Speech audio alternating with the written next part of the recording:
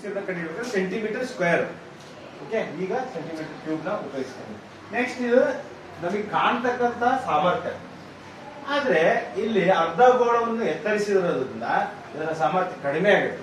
Therefore ಇದರಲ್ಲಿ ಅರ್ಧಗೋಳದ ಘನಫಲವನ್ನು ಕಂಡುಹಿಡಿಯಬೇಕು ಮತ್ತು ಮೈನಸ್ ಮಾಡಬೇಕು. ದೇರ್ಫೋರ್ ಅರ್ಧಗೋಳದ ಘನಫಲ ಇಸ್ ಈಕ್ವಲ್ ಟು ಅರ್ಧಗೋಳದ ಘನಫಲ ಸೂತ್ರ ಹೇಳ್ರಿ. 4/2/3 pi r cube. r cube r square.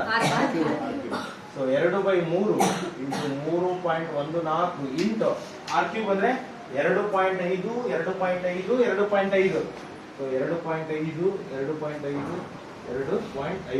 So ಇಷ್ಟು ಲೆಕ್ಕ ಮಾಡಿದಾಗ ಎಷ್ಟು ಬರುತ್ತೆ answer?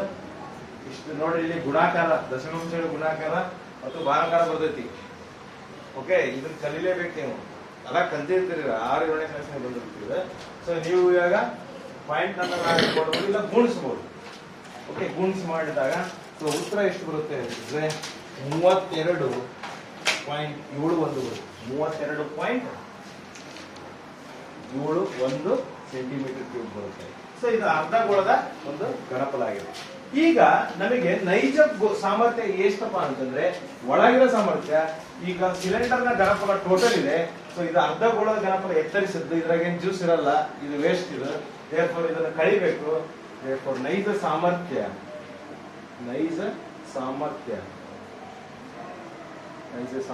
Is equal to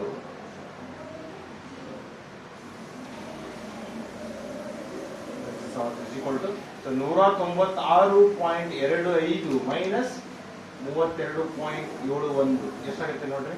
196.25. So 2 minus ಮಾಡಿದಾಗ 163.54 ಸೆಂಟಿಮೀಟರ್ ಕ್ಯೂಬ್.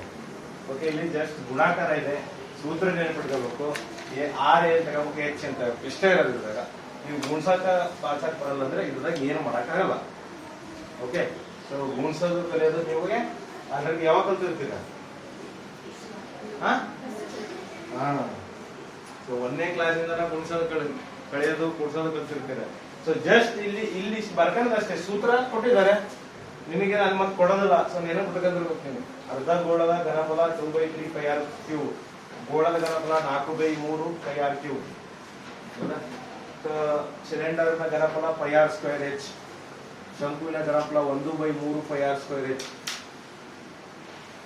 ಸೊ ಇಷ್ಟೆಲ್ಲ ನೆನಪಿಟ್ಕೊಂಡ್ರೆ ಬರ್ಕೊಡ್ರಿ.